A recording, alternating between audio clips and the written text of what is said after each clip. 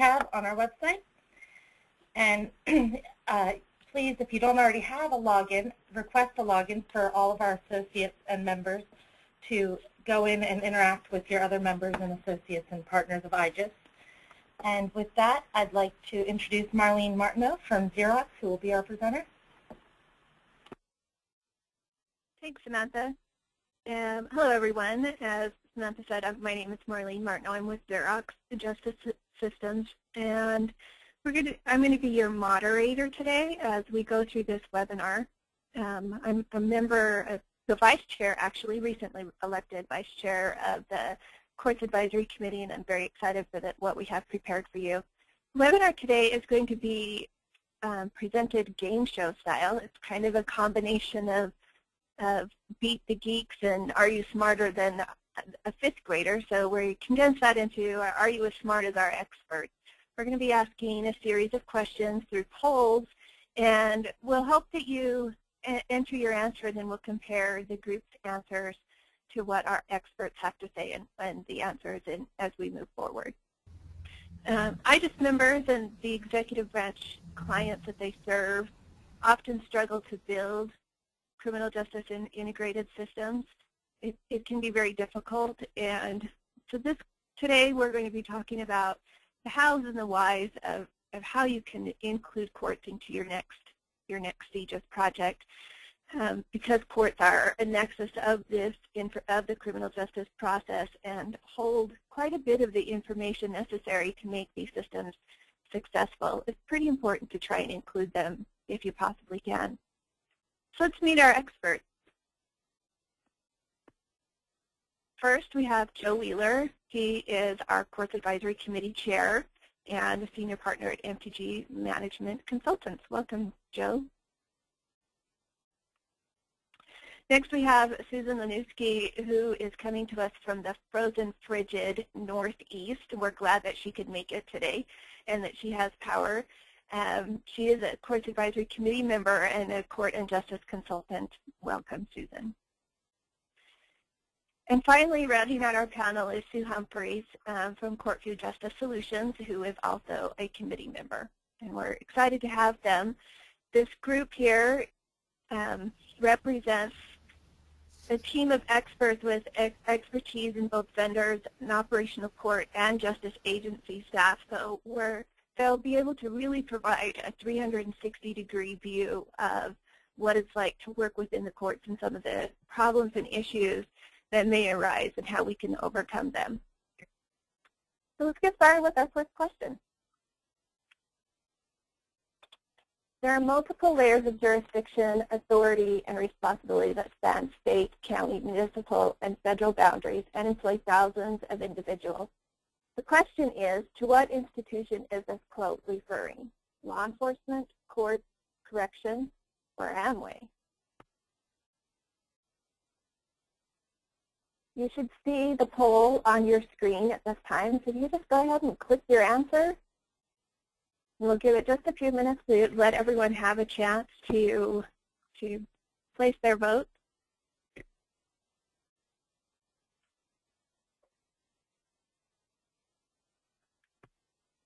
looks like everyone did that. So you can see from the answers from those of you that voted, 71% did select courts, with a couple working toward that law enforcement and Amway. And the correct answer is court. We're going to turn the time over to Joe and let him talk about this topic a little bit. Thanks, Marlene. The key message here with this question, and it comes out of our white paper, is that, well, it's often referred to as the court or the judiciary. Courts are quite complex. There is not always only one court organization or one type of court that the CJIS community is going to be dealing with. They'll be working with judges that may have their own systems, clerks, other court resources that need to share information with the criminal justice community. So as you deal with what we call trial courts, or the courts which hear cases and hold trials, we are looking at a variety of organizations that we're dealing with there. It's really a jurisdictional issue that you're going to run into, and that you'll be dealing with. There's a number of decision makers that are involved. They each have a variety of laws and regulations and rules in their courts that they deal with, and they have a variety of systems that they're dealing with. So as you look at integration efforts with your local courts, you need to really ask yourself, with whom exactly are you going to be integrating with, and be prepared for a complex answer. Marlene? Thanks, Joe. Our next question is, criminal justice is a major part of what IJIS Institute members address. Commonly, how much of the court's business involves criminal matters? You see we have different percentages there. Let me launch the question. There you go. The poll is now open for you to submit your answers. We'll just give you a couple of minutes to finish that. Choices are 90%, 75%, 50%, and less than 50%.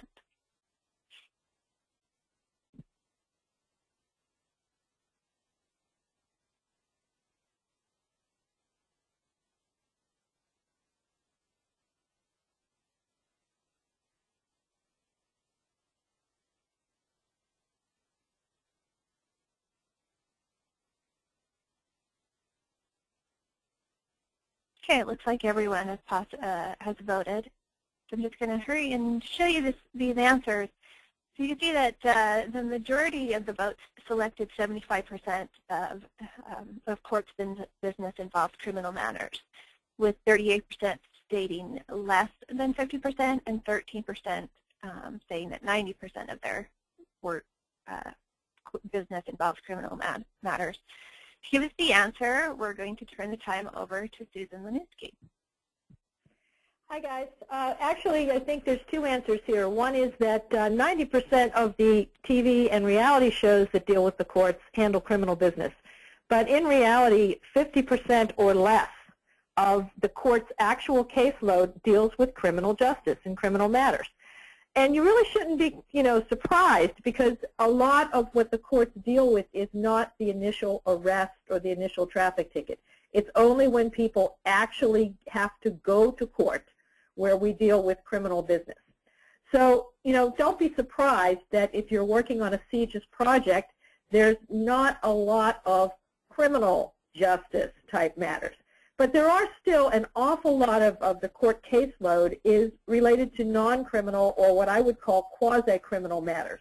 So you've got a lot of civil matters, corporate matters, child support, child disputes, domestic violence, which, believe it or not, is very seldom in the criminal court. It's in the juvenile or family court. And then you have an awful lot of things dealing with probates, wills, landlord tenants, etc. Here in Boston, of course, we have a land court, which deals with those kind of fun things. And in snowstorms like today, there's a lot of criminals going on there, because people are shoveling out their lots and then fighting people to keep their space for their parking. And that may be a criminal matter. But in reality, there's really not as much criminal case workload as we think. As a CJIS partner, that really should not be a major stopping point for you in working with the courts, because even if it's not criminal, there's still an awful lot of opportunities for data sharing, records management, and automation. If you think about the hot topics that are going on right now in IJIS, it's not only working with law enforcement and on criminal matters, it's also working on health care, juvenile justice, where juveniles may be part of a criminal system if they actually, are picked up for drunk driving or get involved in a crime. But kids also get involved in a lot of things called statute offenses, such as truancy or matters that you could not be charged with as an adult. We still need an awful lot of information from both our criminal justice partners, like prosecution, law enforcement, sheriffs, corrections, and probation. We also get information in a non-criminal case from non-criminal justice partners, such as child welfare, tax department, healthcare agencies, social services, and mortgage IRS, that sort of thing. So if you're looking at courts and it's like, well, wait a minute, less than 50% of the court's business is really criminal, that's the wrong way to look at it. Look at it as what is sort of data do the courts need for both their criminal, non-criminal, and juvenile business to do business. And that's where we get the opportunities for sharing. Back to you, Marlene. Thanks, Susan. So our next question is, which of the following are issues you will face in an integrated justice project with the court? Instead of reading out all of those options, I'm just going to open up the poll so that we can start the voting. Organizational politics and governance issues, disparate systems and players, data sharing use policies, funding, or all of the above.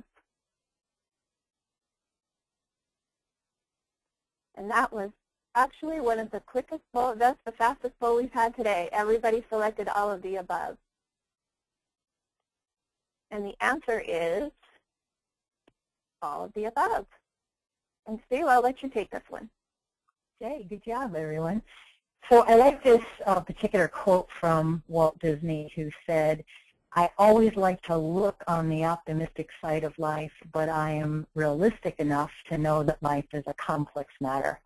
And going back to what Joe said a few minutes ago, it's the short story about the courts, right? They are complex, and that spans how they're organized and governed, which systems they use to do what, their responsibilities in balancing public and privacy rights, right on out to what they typically go through to get funding for a major initiative. So from an organizational perspective, there are a couple of pretty big considerations. The first one is that courts are that third branch of government, right? The judicial branch, and they're obligated constitutionally to maintain their independence from the executive branch agencies, but they're still compelled to cooperate and collaborate with them to improve justice. So even just that can be a fine line politically.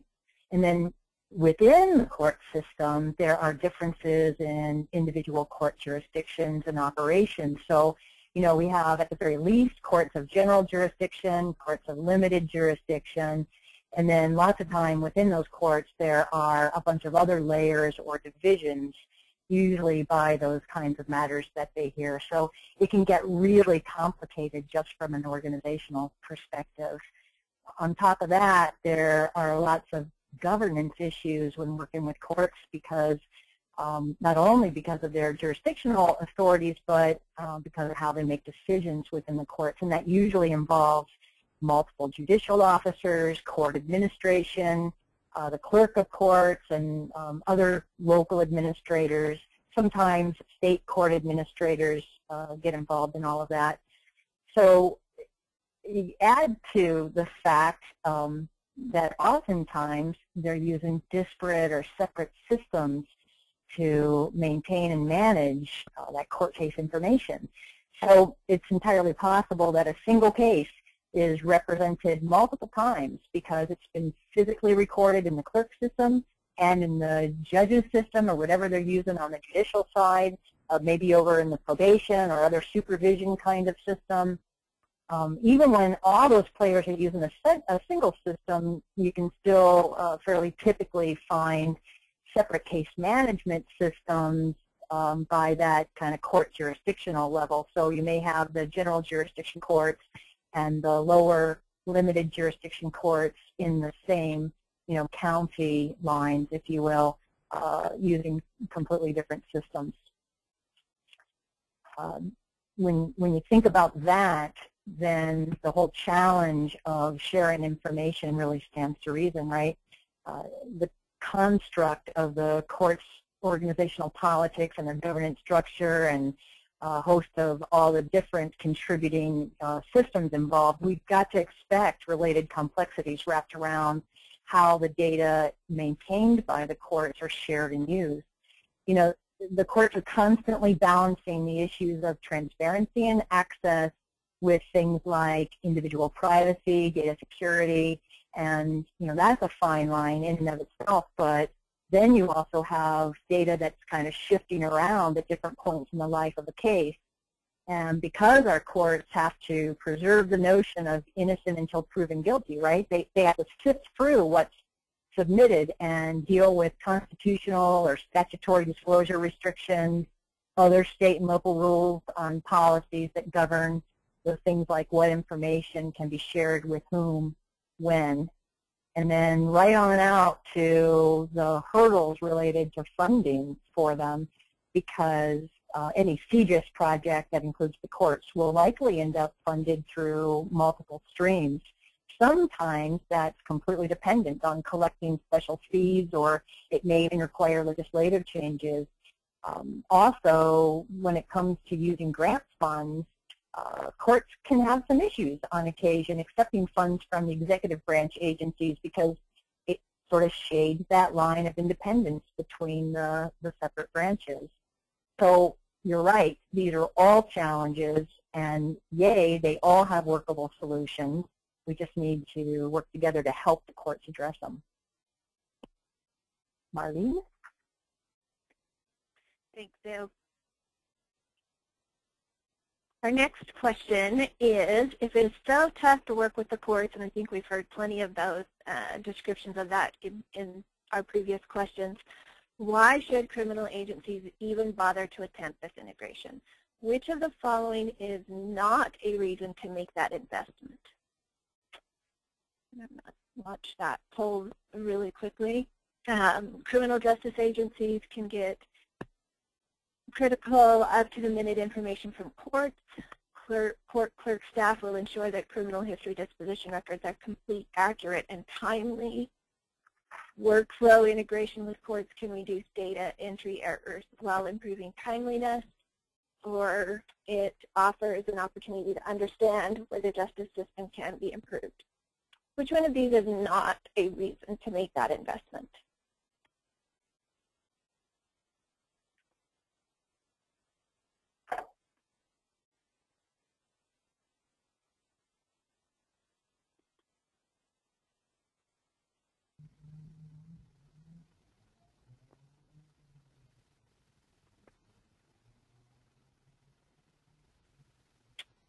All right, I think everyone has voted, so I'll just share those results with you.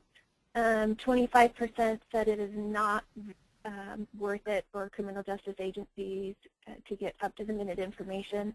And then we're split between court clerk staff will ensure their criminal history disposition records are complete, accurate, and timely, and that it offers an opportunity to understand where the justice system can be improved. And the answer to this question is court clerk staff will not ensure the criminal history is right on their own. And for a better explanation of that, I'll turn it back over to Joe. Yes, this is a kind of a tough question, obviously. The thing we ought to do is take a look at all the options that we have out there, and let's look at one of the first ones. The courts really are a critical source for up-to-the-minute information. What used to require calls and emails, human interaction and the time lags for folks to get back to you can be handled self-serve through queries. And these queries can include partner queries to the court for warrant status or court schedules and locations, or just information that is held in the basic record of the court, the Register of Actions. Getting information about court orders, those types of things. In addition, the court is needing to go out to find out information from their partners on a query basis as well. Officer schedules and assigned attorneys and defendant in custody status and those types of things. And so really and truly, the courts are, if you will, a source of information there, and queries are a key way to get access to that information, up to minute information. So option A, or the first option, is a valid reason. The second option, workflow integration, it can reduce the data entry errors and the data entry time that's involved with the courts, with sharing information with the courts. The data that partners enter as a part of their day-to-day work through workflow integration can trigger submission to the court, so that there doesn't have to be a paper submission or a duplicate data entry into court systems. The data from court systems can likewise, through workflow integration, automatically be shared with the justice partners. And these are key data exchanges that can help out the courts and help out the justice partners, saving everybody a little bit of time. So C is a valid reason.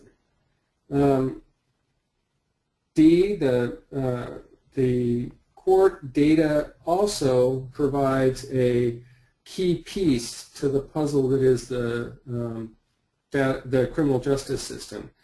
Because they're at the nexus of the decision-making that's going on, they have the ability to capture information and to capture the key identifiers related to persons and events and cases from multiple agencies in the criminal justice community. It reflects the decisions that are made by the partners in the justice community as well as the court itself. And this linking and rich data that's available there can provide key analytic resources to look at how the justice system is prosecuted and what the outcomes are. So D is also a valid reason for this. The key point about the red herring of the clerk staff is, while court clerk staff are great record keepers, it's the core of their business. For criminal history, it isn't necessarily the thing that they're paid for, to keep criminal history up to date. So while they hold a great deal of the information for criminal history, they need some assistance, if you will, from their counterparts in the criminal justice community to help move that along. And this answer is a bit of a gratuitous plug for an information brief that the committee is putting together here in the first quarter about criminal history and the courts, and the role that the courts can play in ensuring criminal history is complete, accurate, and timely. Marlene? All right, thanks, Joe. Our next question is, what role should an IJIS member play in helping their clients integrate with the court? And your options are, it's really best to avoid getting involved in interagency politics. There is an ideal role that an IJIS member can fill. It depends, or role, dinner role, I'm hungry. So I'll just let everyone answer this one really quickly.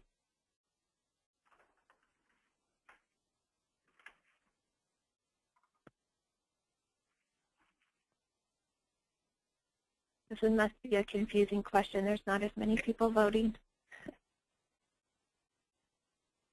And we'll just close it right there. So the answers that you can see are almost split between there is an ideal role that an IJIS member can fill, and it depends. And the answer is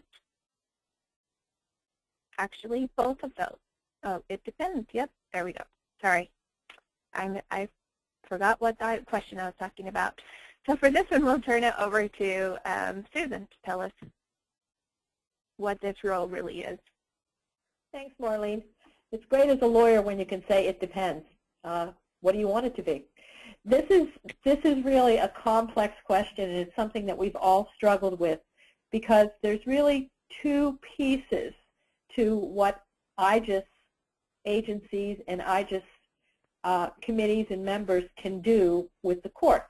One is, as Joe's talked about, the data that can be shared, whether it's received or exchanged or provided, data in and out. We definitely want to expand that and make sure that as IJIS members we are interacting with the courts. But there's also the other part, which is just integrated justice. And if you think about it, we're talking about CJIS. Well, I actually had someone say to me that CJIS, CJIS, didn't mean criminal justice information systems. It meant, can't we just individually succeed? And the answer is no, we can't. The courts are the third branch of government. They have some differences in how they work, but they are an active part of the CJIS system.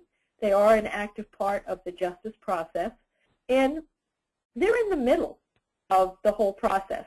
So if you are an IJIS member who provides services as far as helping to develop requirements analysis, helping to determine what kind of automation should be in there, there's a role for you. If instead you're someone who has a specific product that you provide case management systems or e-filing or web portals, hey, there's a role for you there too. And then there's all of the other roles that we have as IJIS members, which the courts can definitely benefit from, and they know they can't just individually succeed. So let's talk about some of those. A lot of our IJIS members participate, as I said, in requirements analysis, studies, upfront planning type studies. The courts need those kind of people, in many cases even more than some of our other justice partners, because they don't have the same type of internal management setup. So while they may have a financial analyst, they're probably not going to have somebody that's a management analyst that's working with them.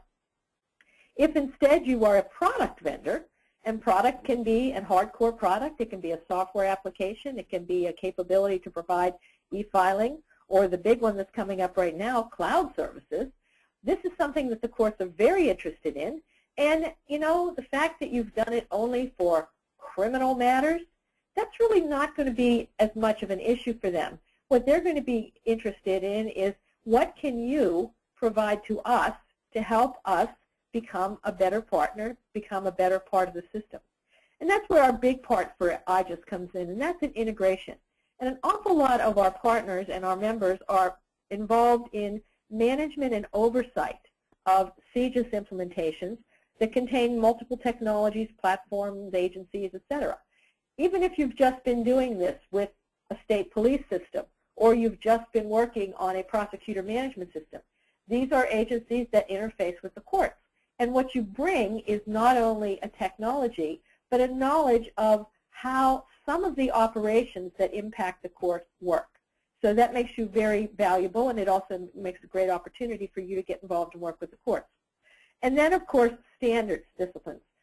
We in IJIS are very involved in many, many different standards development, emerging technology standards, and as other people have mentioned, security, privacy information, data exchange, the NEEM model.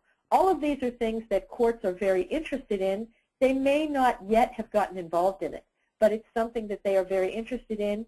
And there are standards not only for justice agencies, but there are standards for courts too, that we want to be able to do some combination and compilation of these standards. Many of the courts that I work with are just now moving into saying, okay, we want NEEM, we want our exchanges and our data sharing to be NEEM conformant, but we don't really know what that means because everything comes to us from someone else or everything goes from us to someone else. So we're not really creators so much as we are the flow in the middle that creates the exchange moving forward and backward. And this is very important from an IJIS member standpoint because we really want to educate our public sector members, our court members, and our court administration folks on how we can incorporate some of these technology standards into all the different system development lifecycle phases that they're involved in. So if there's standards for procurement, if there's standards for operations, if there's standards for all of the different technology standards, including GFIPM, et cetera, global, these are all things that courts are very, very interested in. And it's an opportunity for you as an IJIS member to become more familiar with the courts and to help bring them into the fold. And then we have another thing which is a big piece, and Sue talked about this a little bit, and that's funding and return on investment. The courts are the third branch of government, so their budgets, their funding, their standards often tend to be in a separate set of codes, a separate set of rules and regulations, and oftentimes they'll say to me, well, we don't follow the governor's budget, or we don't follow the executive branch. That's great, because that potentially is another source of information. But they still have to go forward to the legislatures and justify what they're spending. The experience that our members have in helping to do return on investment, help determine funding strategies, is fantastic information, and it's very useful and very much wanted by the courts. We see vendors helping us a lot in the courts to develop feasibility studies, help us to do budget and funding requests, grant proposals, helping to put together the fiscal and programmatic background materials together to justify applications, to justify changes or programs that the courts are going into. This is very, very important. It's a big role that the IJIS members can play. And I'm going to bring up another word here, another I word, and that's interoperability. As funding decreases across public sector agencies, interoperability and how can we share, how can we not just individually succeed, becomes more and more important. So the experience that IJIS members bring in helping the courts to understand where data sharing can happen and how that interoperability can happen is becoming a very, very important piece. I'm working with a project right now where we are looking at interoperability across juvenile justice agencies, health and human services, medical agencies, and criminal justice agencies, including probation, corrections, and local law enforcement. It's a ton of money, guys, and there is no one agency that can say, we only want to do this. There is no one IJIS member out there that says, we do everything. So it's a great opportunity to get involved, and then in working with, maybe you have experience in working with juvenile justice systems, or you have experience in working with case management systems.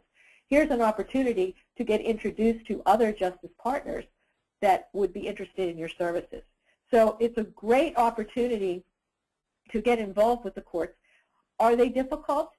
Is any client not difficult or difficult? It depends. The bottom line is, again, it depends. It's a great opportunity to get you involved and to open, in effect, another area of business where the skills and the products and the services that you provide to other agencies may be very relevant to the courts and may be very relevant to not only helping the courts, but helping the courts come into an integrated justice type of process. You know, we've talked a lot about specific solutions. Joe talked about criminal justice records. We talked about filing. We talked about case management. But another piece that we have to remember in the role of the courts and your role as members is that the courts, like many of the justice agencies, probably all of the justice agencies, it's not something people voluntarily go there. You know, you go to court to sue, you go to court to pay a ticket, you go to court because you were arrested. It's not like you sign up for that like you would sign up to get a driver's license. There's a lot of misunderstanding or fear, if you will, of what happens in courts. And this is a place where the knowledge sharing, the experience of our IJIS members can really help to make the public who are really the clients of the court, understand that there's good information there and can understand that it's a great opportunity to enhance your offerings and advance your information sharing solutions by integrating with the courts. So I would totally encourage you to be involved in that and to look at some of the areas that are, as we say, criminal, civil, quasi-criminal. A healthcare matter. Is it a criminal matter? Is it a civil matter? Is it something that happens in the hospital? Again, the answer is it depends. So look at the courts as an opportunity for you to expand your skills that you may have in other agencies or other parts of the justice system to help the courts become better and also to help the courts become part of integration. Marlene? Thanks, Susan.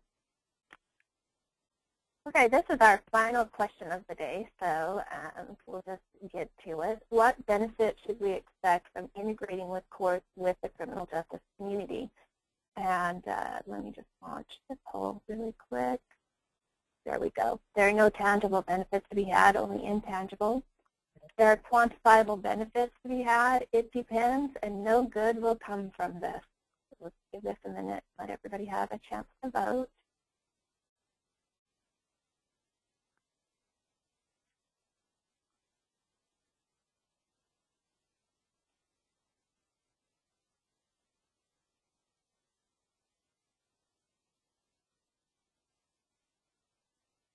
Okay, looks like everyone had a chance. So here are the results. 78% of you said there are quantifiable benefits to be had, and 22% said it depends.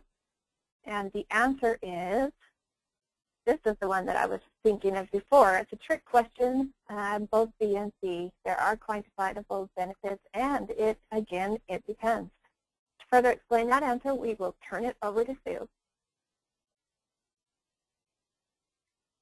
So I'm disappointed that nobody picked my favorite answer, the foreboding no good will come of this. But in this instance, it is not true, because we actually can quantify and measure the benefits of bringing the courts into CJIS projects. So it's up to us, really, to educate courts about the real improvements that can be found really across the board in their operations. And the most obvious would be just eliminating the duplication of effort by capturing information at its source and then reusing and sharing that information with all the stakeholders. And I guess then too, the advantages of increased accuracy by simply not handling and rekeying and rehandling the same piece of data over and over and over again.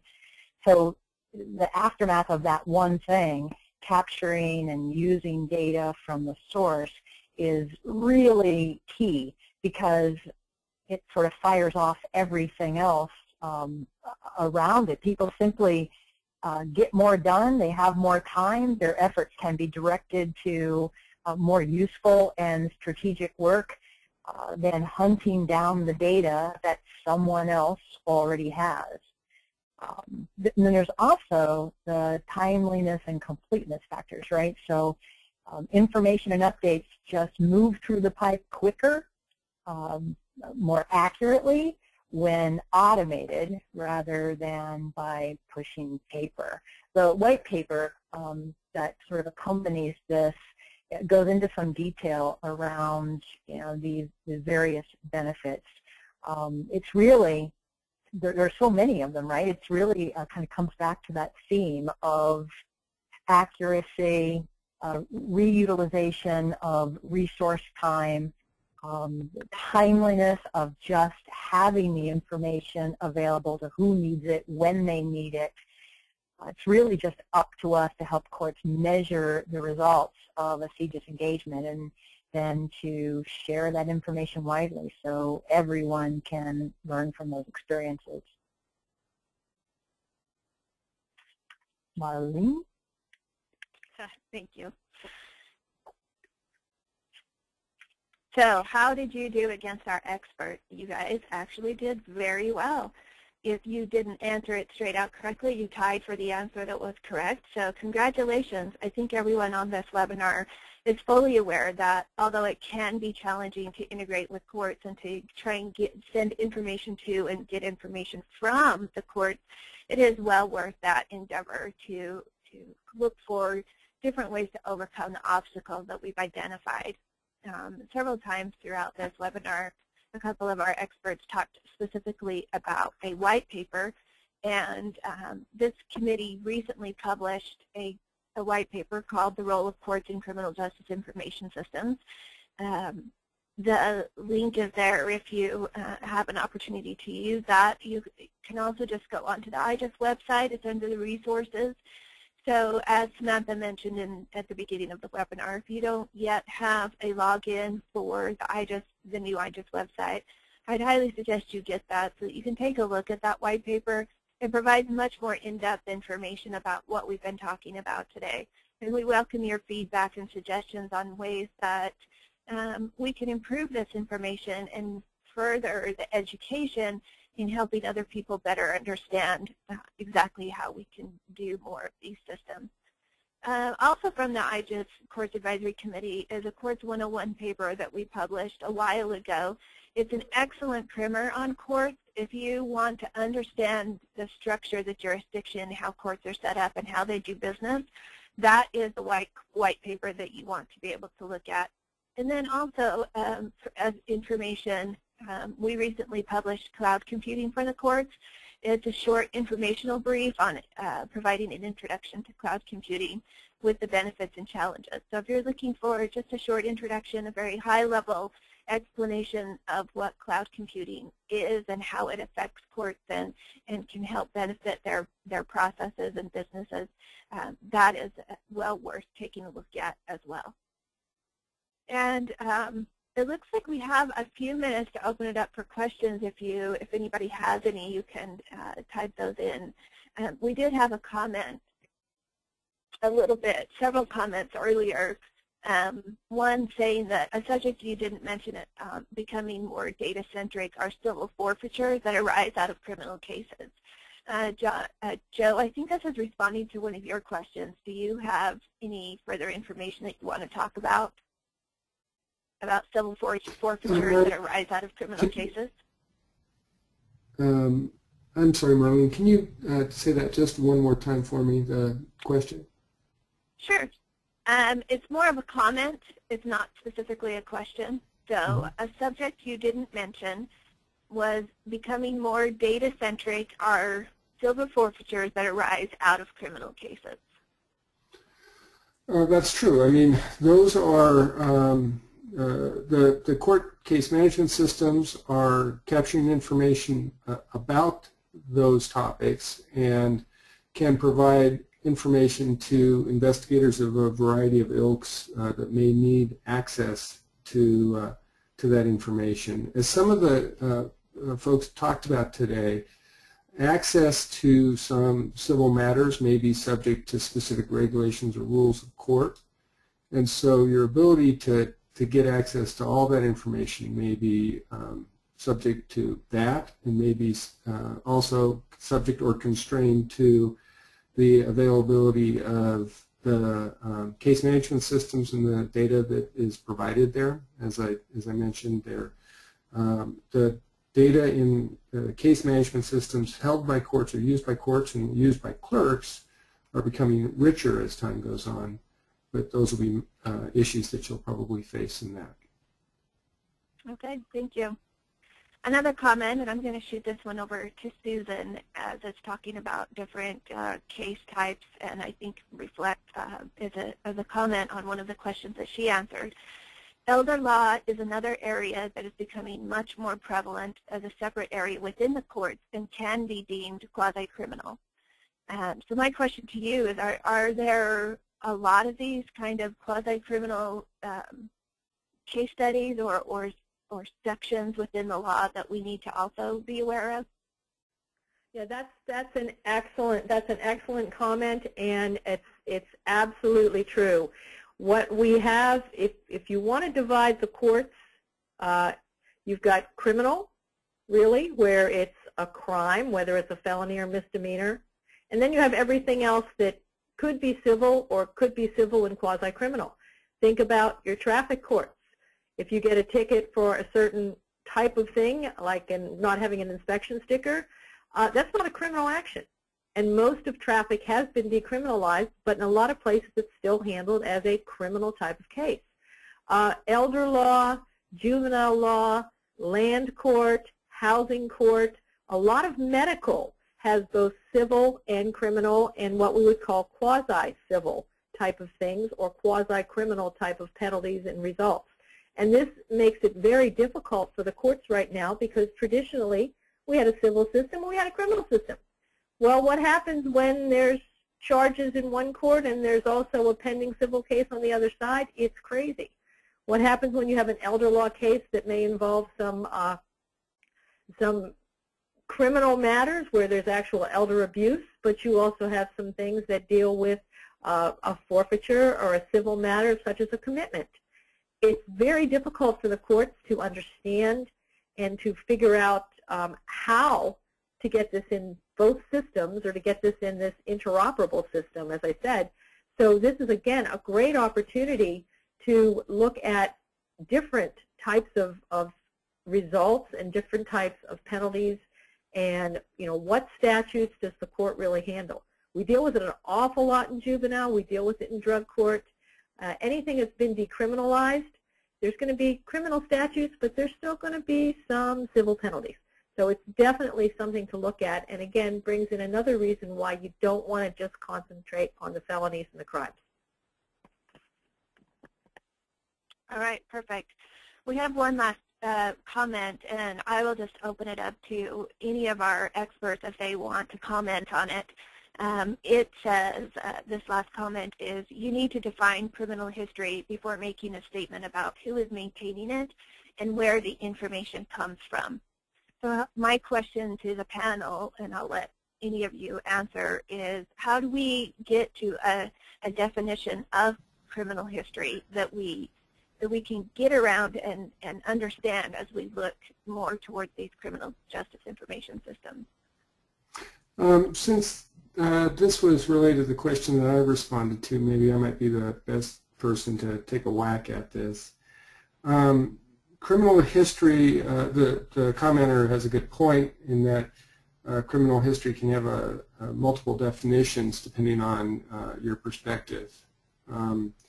For the FBI and the national criminal history systems that are supported by state central repositories and are the subject or actually the source of things like the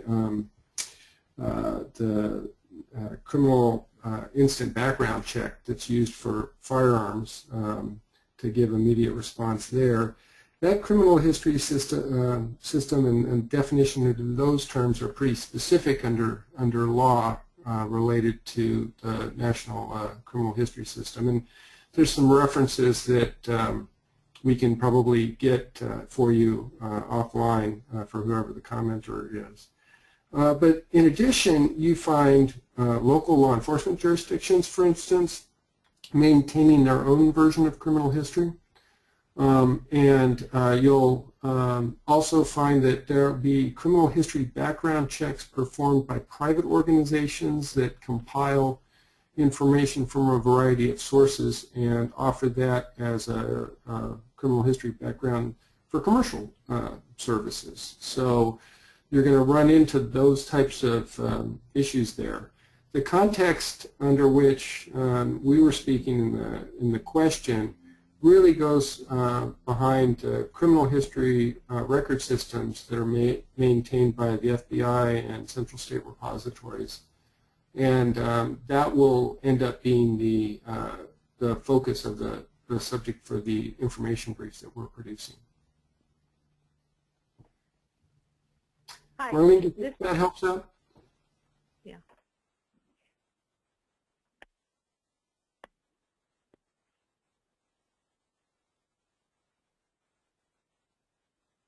Oh, sorry, I was trying to talk and I was on mute. So thanks, Joe, for that explanation. And we didn't have any other comments or questions at this time. So I'll just let everyone know that we really appreciate you coming to this webinar and your interest in this topic. And I'm going to put that slide of our resources back up so that you can see some of the important resources that are available. And I would urge each of you to take a look at those resources to further your knowledge on these important topics. And with that, I'll turn the time back over to Samantha to wrap things up. Thank you, Marlene, and thank you, Susan and Joe. I want to thank everyone for joining. We will have the recording up probably later this week. It will be under the resources tab on our website. And if anyone has any questions, please feel free to contact me. And thank you for joining us.